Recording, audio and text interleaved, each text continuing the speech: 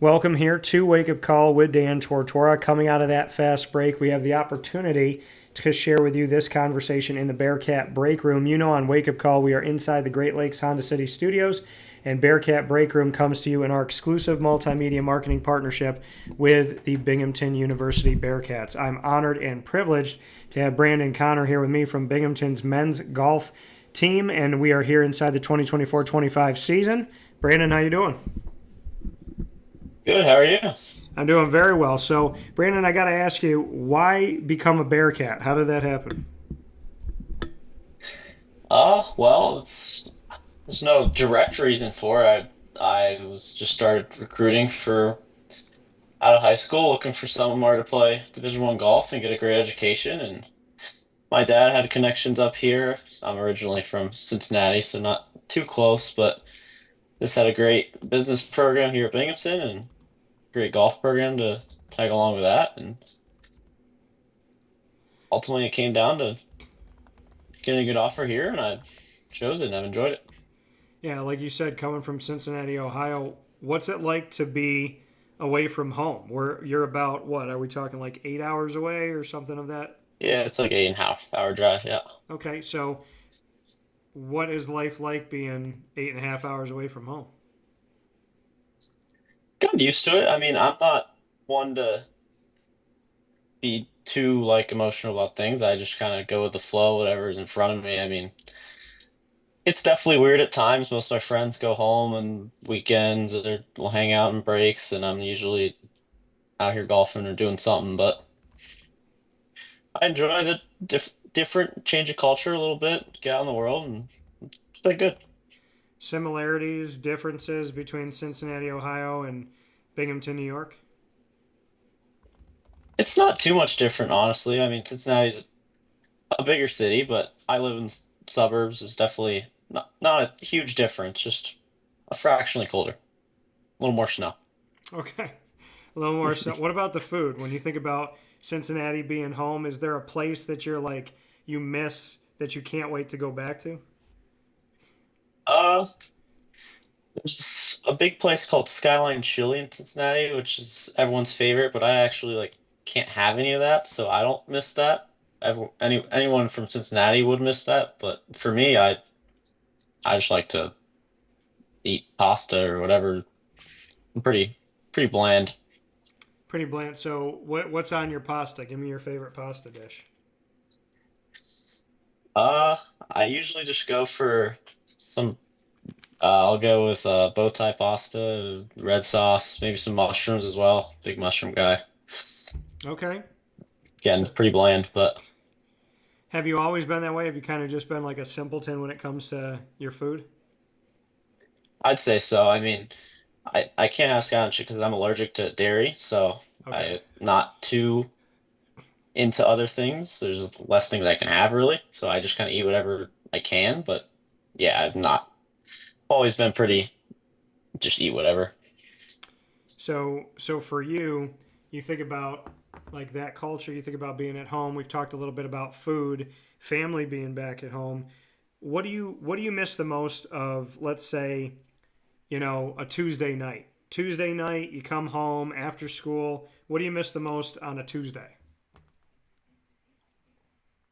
I think I missed a little bit of just kind of the scheduled high school routine with how I played three sports. So pretty much every night I was practicing on a Tuesday night or something, then doing a little bit of homework and maybe hopping on the computer and talk with some of my friends, play a game. But now it's just a little more on my own. Obviously, I mean, I got friends here and stuff, but just a little less schedule, less simple. Yeah, and now But when we look at, I mean, we go back to your time at Binghamton, and I go back to your freshman season, 2022-23. You were in 9 tournaments as a freshman, and you were named the Big Sky Conference Performer of the Week on March 22nd and April 12th. And then you had posted 3 top 20 finishes as a freshman.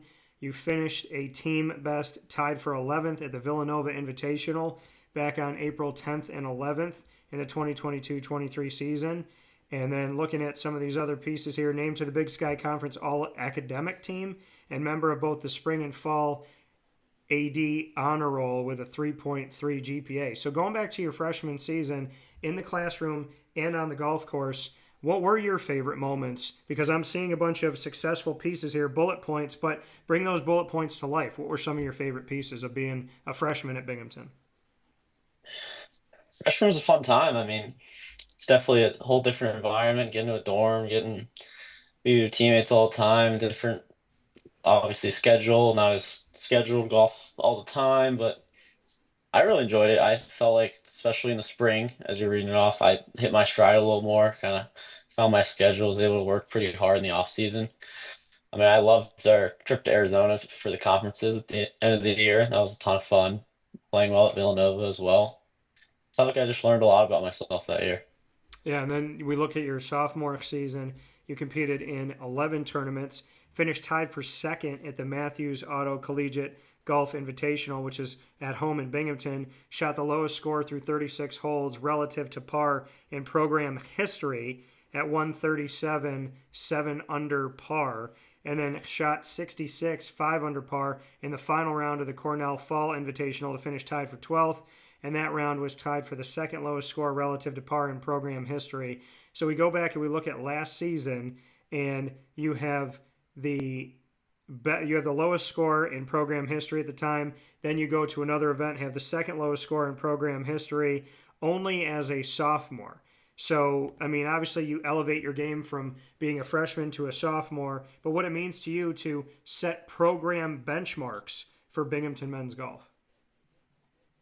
Yeah, I mean, it's cool to hear. I mean, it's not something that I ever like truly look at and like set goals for. I just kind of every day try and keep improving myself and trying to see what I can do. But it's definitely really cool. I mean, that at the home tournament, shooting 7 under was pretty good. I mean, I played super well the first day, went bogey free. That was great. And then followed up sleeping on a lead, being able to post another under par round was great. I mean, yeah, being able to leave my mark has always been a goal. It's just not something you think about until you reflect on it later. Yeah, and like you said, I mean, it's not something you think about until afterwards. So, have you given yourself any time to think about these moments? Am I saying them to you and you're going, oh my goodness, I forgot about that? Or is this something that you actually gave yourself a little bit of time to think about? I think I've given myself a decent amount of time because I'm one that kind of does look at a bunch of stats and analytical, and I've looked at all that. And yeah, I mean, it's always cool, but I mean, I've also had some tougher tournaments, so I want to keep improving on that and being able to consistently shoot that would be my ultimate goal here moving forward. So, for you, when we look at your career up to this point, Brandon, what is one of those moments of adversity at Binghamton that you feel like you've really learned from? Because I feel like without adversity in life, we don't know who we are. We have no idea what we're capable of becoming. So go to a moment of adversity for you at Binghamton that you feel like has made you better. Yeah, I mean, there's plenty. I've had plenty of bad rounds. I feel like one especially was last the last tournament of last fall at out on Long Island, Sabonic. I shot 70 in the first round, was T4 something near the leaderboard. It was a great round. Probably one of the toughest courses we play. And the next round I went out and shot 85, just kind of got punched in the face. And I felt like that definitely, especially that was the last turn of the fall, kind of got a tough way to go into the off season, but was able to kind of understand a little more about what how to handle being in the lead and how to just play better in the future, really. Yeah, so I mean, like you said, you've had plenty of moments of adversity, but they teach you something. How do you respond in the moment to it? Are you one of those people that when adversity hits, it's kind of like chaotic and then it calms down? Or have you taught yourself how to calm down through it? I like to think I'm pretty calm. I mean, I don't see myself from the outside, and I definitely get mad at certain thing at when anything goes bad. But I think definitely over time, over my years here, I've been able to process it a little better and just kind of just you can be mad for a few seconds, but it's still the next shot is so much importance, and you're playing for the team more than yourself, and there's a lot of other things that matter instead of focusing on something you can't control anymore, the past. Yeah, and I mean, you bring up a big thing that goes beyond golf, that whatever happens in the moment, right? A mistake that you made, a problem that you have, you got to let it go because the past is the past. So many people in life beyond sports don't let things go. They live in the past, they don't live in the moment. They worry about everything that's happened before and they can't let go of it. What words of advice would you say to those people? Yeah, I mean, like we just talked about, like if you put an analogy for golf, like sure you made a double on the last hole, but at the end of the day, when you're looking back at your round, you'd rather shoot 76 instead of 79, making that double turn into a few shots worse later down the road. It's just being able to move on to the next thing. You're gonna have adversity, like we talked about, always in life, and it's about how you respond and not what happened in the moment. Yeah, and again, I mean, I mean, Wake Up Call is called Wake Up Call here on the show for a reason, not just because it's on in the morning, and it's also where sports meets life. And so we're talking about a life topic right now. You said how you respond in the moment isn't, like that's not the end all be all because, right, we can all have poor responses in the moment. You might have a bad shot and you might, take your club and hit it down onto the ground. You might have one of those weak moments or something like that. You know, people have moments. We all have times in our lives where we don't take a good shot, right? I played basketball growing up. So I mean, I still remember there was a game where I had two good shots, right? I was on the left side of the top of the key. I took a Hmm. shot, I made a three. I took another shot, I made that three. Then I thought about it, and then my head said, "You have to make it. You have to make it. In order for you guys to get into this game, you got to make this three." And guess what? I missed it. Yeah. So, playing free, understanding that mistakes happen, but then not going on to the next game and going, "Hey, remember when you missed that shot?" I mean, living in the moment right now and looking big picture, you and I are talking about sports, but we're also talking about life. You can have a really bad moment, but it shouldn't define you. Can you go into that a little bit deeper? Yeah, I mean, like you talked about in the basketball there, I mean, that applies so much in golf as well. You got to be able to just kind of trust what you've done throughout your life. Like, don't think about everything that has to go right in that moment for something to go right. Trust your training, trust your preparation, trust everything you've done to be qualified for whatever you're doing, and being able to perform in that moment and just have faith in yourself really is the ultimate key. So, what would you say to someone that would judge you for a moment in time? Because I feel like we live in a world where you're judged so easily for like one moment in time. Yeah, I mean, that's I just say that that's their opinion. I mean, you can think whatever you like, but at the end of the day, you gotta believe in yourself and do what's best for you, and being able to forget the moments and think about the big picture and prepare for everything is more important at the end of the day. Yeah. Because for you and for anything in life, you got to go on to the next hole, right? You got to go on to the next thing and you got to be able to kind of shake it off. So, golf can be a very frustrating sport and it can be a sport that sometimes seems impossible. Why did you want to play a sport that it does feel almost impossible? I mean, I say it all the time to my dad because my dad loves golf. I say, "Dad, we're 300 yards away from a hole, 500 yards away from a hole. The hole is down and curved. It's down and to the right. There's sand everywhere. There's wind blowing. I can't see anything. There's water. How in the heck can somebody put this ball from this tee into that hole from 500 yards away with all of this stuff going on?" I mean, golf feels more impossible than possible. So I'd love to get your thoughts on it and why you decided to play an impossible sport.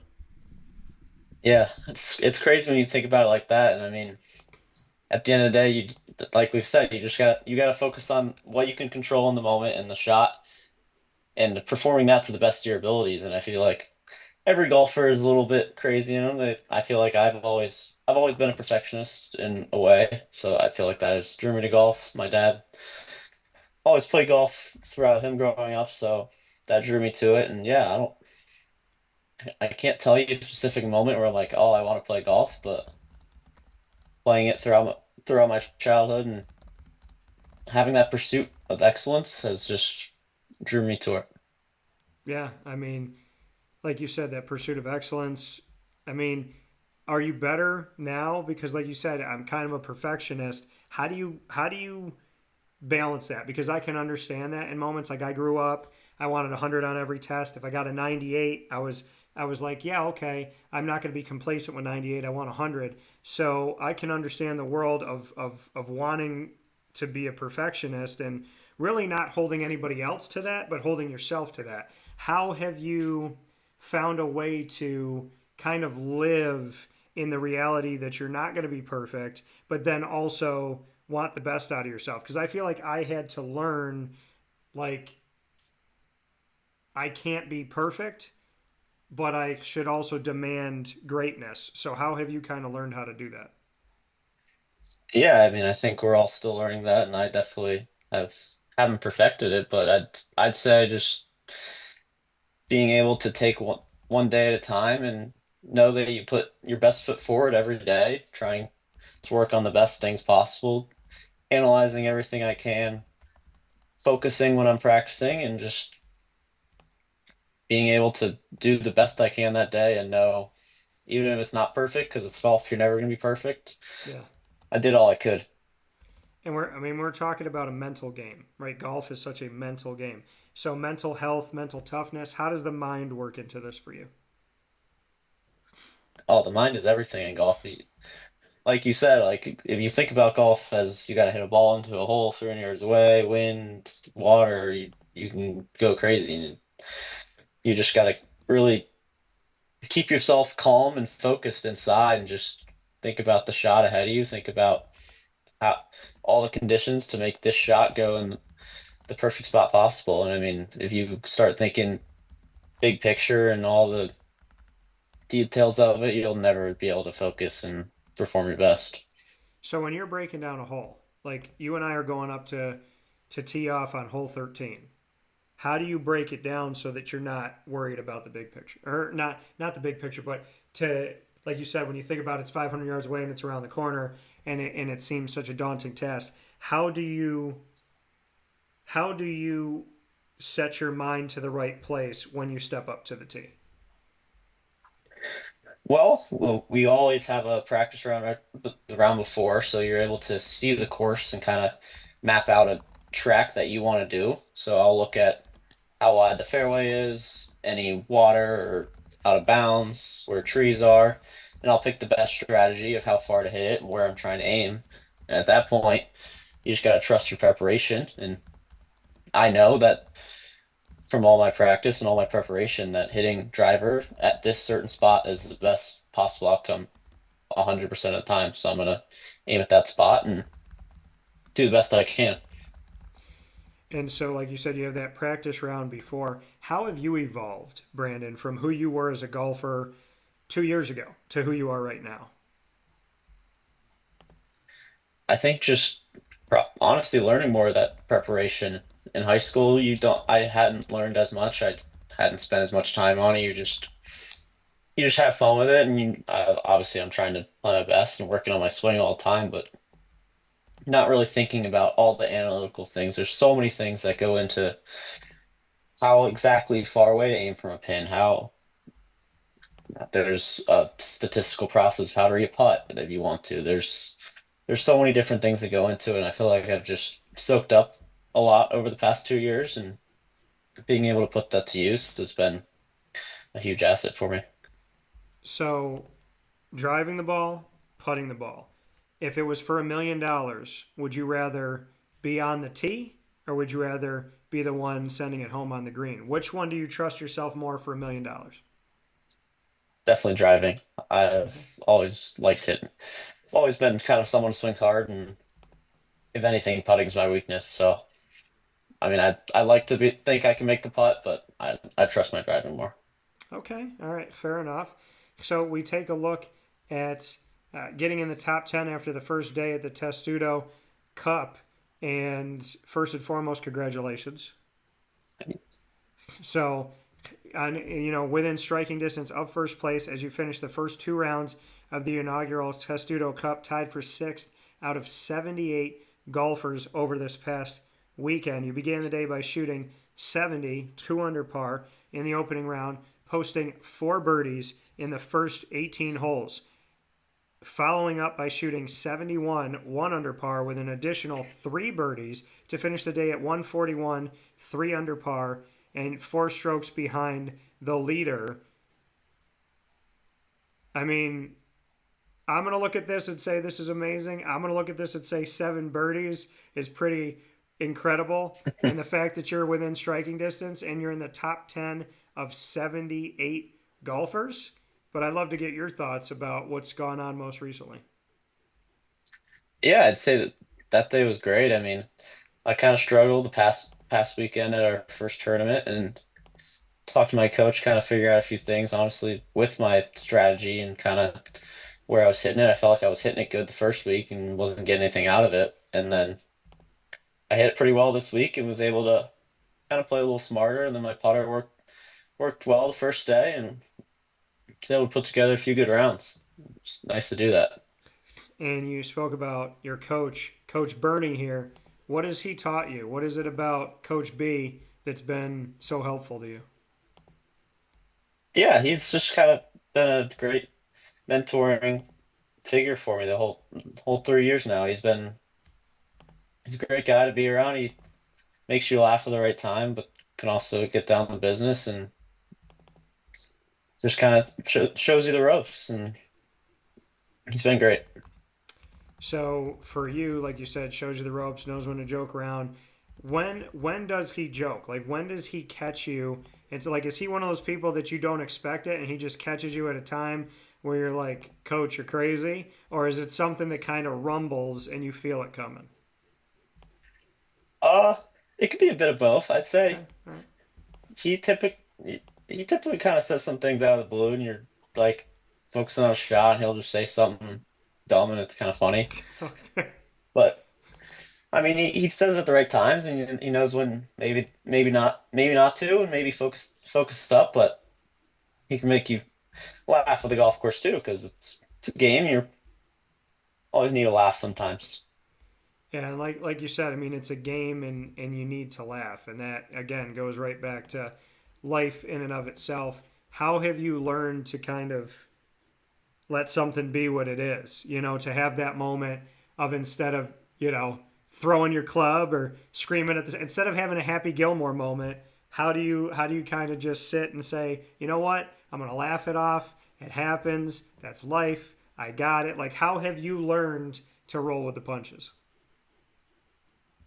Yeah, I mean, there's a lot of different ways you can look at it. I feel like maybe I get a bad break or something. You just gotta, at the end of the day, realize what's one shot gonna do for you. And I mean, all the luck is likely gonna even out eventually. So if you get one lip out, maybe the next one's might lip in. And you typically don't notice the good breaks you get. Maybe it bounces just slightly in the right way. Do you get in the fairway or get in the green? And you don't really notice those as much, but you always notice the time it gets a bad bounce into the rough or Yeah. bounces into the water somehow. So you just gotta understand the big picture of it at the end of the day. Before we jump into rapid fire and put each other on the hot seat, best shot you've ever had. Uh, hmm. Let's think. I mean, I trying to think of any like great and under competition. There's probably a few. I can't think of any. I probably just my I've had a few hole in ones. I'd say the longest one was about 180 to summer turn a few years ago. It's a pretty good one. Okay. One's help. Is there a shot that you can look back on and laugh about? We talked about laughing something off. So do you have one where you just shook your head and you're like, whatever. So, Yeah, I mean, I think I had one this week. I had okay. a three wood into a par four, and it was just kind of it was misty or into a par five. I mean, it was kind of misty in the air, and the fairway was wet, and I was trying to kind of carve it around a tree, and I think the must have just been so wet in the fairway that the ball just went way right, and I was like, that I don't know how that happened. So that's what it is. I'm just kind of move on from there. Well, here with Brandon Connor in this edition of the Bearcat Breakroom, speaking about how sports meets life and inside of the Great Lakes Honda City Studios on Wake Up Call. It's time to put each other on the hot seat. We can ask each other anything in rapid fire. It could be sports related, it could be life related, it could be literally anything. Brandon, you get to ask me the first question. Fire when ready. I'll go with we've been talking about it today. How do you feel like you roll with the punches in life? How do you kind of put it in perspective for yourself? Well, Brandon, you're asking me this question at a really hard time in my life. So I would say to you that how do I roll with the punches? I know who I am. And I think I will tell you this. I think in life, you know, in the heat of the moment, you might make mistakes. I'm Italian and Hispanic. We're passionate, but I think what I've learned about myself is there's there's so many things that I've kind of realized that you can't do. And I come from really strong people, my grandparents, my parents, and I think what they've taught me in life is that you got to pull back your words sometimes. And I think there's times where I have, and I think there's times where I haven't. I think that there's things I say in the moment where I could have been a lot better at it. I think one of the things that I've learned in life is, people kind of poke at you, and I don't know if they do it because of their past or they poke at you because they want to kind of just see what you're made of. But I think what I've learned in life is that I've learned to forgive, and I look at the big picture. And so a lot of what you said earlier on in the conversation is if you're a good person, right? And in the majority of the time, people can lean on you. You're going to hold them. You're going to talk to them. You're going to be there for them. You're going to pray for them. And then in the heat of a moment, you say something stupid. I would say to those people, look at the big picture. If the big picture is this is a loving, caring person, but in this moment, you just said something to them or you did something to them that just really just hurt them, and in the moment of pain they responded, I would say look at the big picture. Yeah, So, I mean, how do I roll with the punches? I know who I am. And I know that I love incredibly hard. I work incredibly hard. I never think anybody outworks me, Brandon. I don't think anybody can outlove me. I don't think anybody can out help people the way that I help people.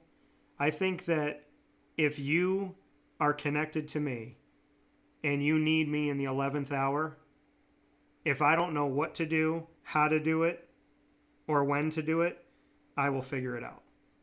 I yeah, think I think that I am the best friend to have in a moment where you need somebody and you don't know how to do it. So, how have I learned to roll with the punches and how have I learned things about life? I would say look at the big picture and understand that everybody makes mistakes. And if you can't love people through their pain, then you can't really love people. it's a great response, and I mean, yeah, being able to stick to who you are and you know who you are, definitely dark times is the best thing you can do, and yeah, it's a great response. Thank you. A question back to you, Brandon.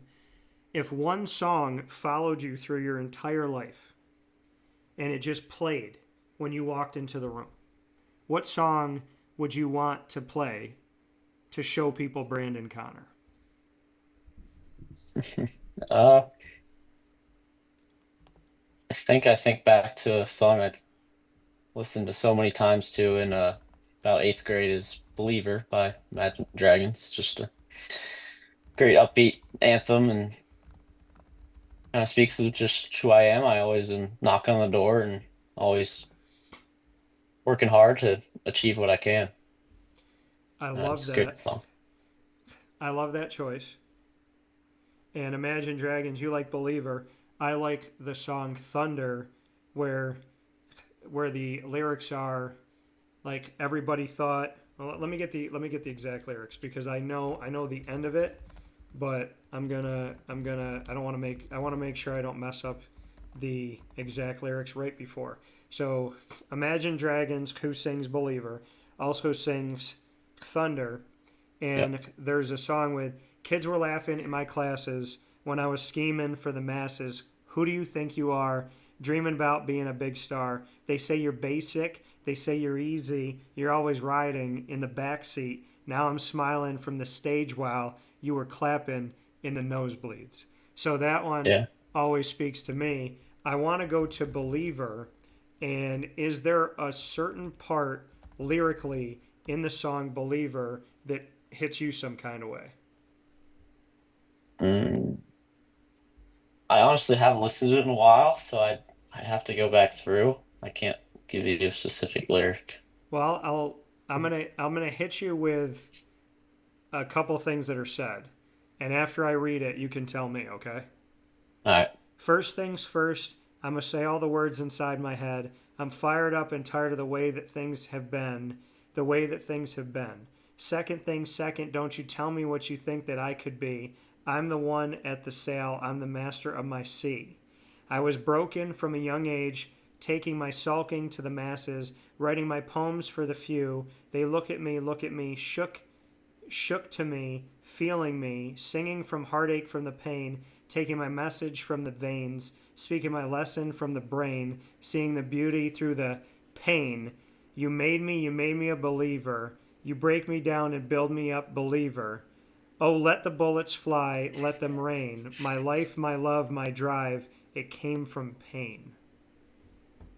I would say that second part about being the driver of my own boat at the sea or something like that. I feel like that speaks to me a lot. I mean, golf is an individual sport, and I feel like I've been kind of tried my own way through college golf, but it's been a blast, and I will continue to I, work until I can't anymore.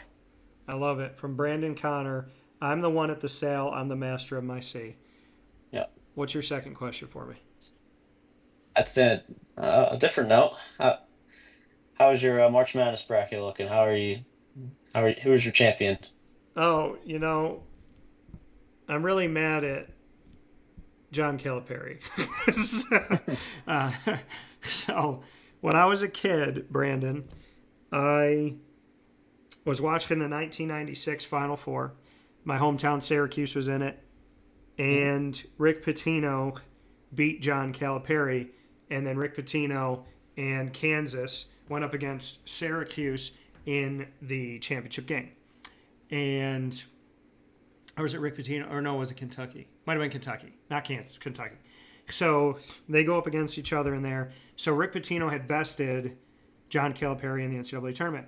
Well, this time around, in the round of 32, we have this situation of having John Calipari with Arkansas for the first season and Rick Pitino in his second season at St. John's. Well, I had St. John's winning the championship, and so my bracket actually looked really good, except for the fact that my champion lost in the round of 32. I was right on a lot of things. I did better in the women's bracket, but on the men's side of things, I thought St. John's was going to do it. I rode with St. John's.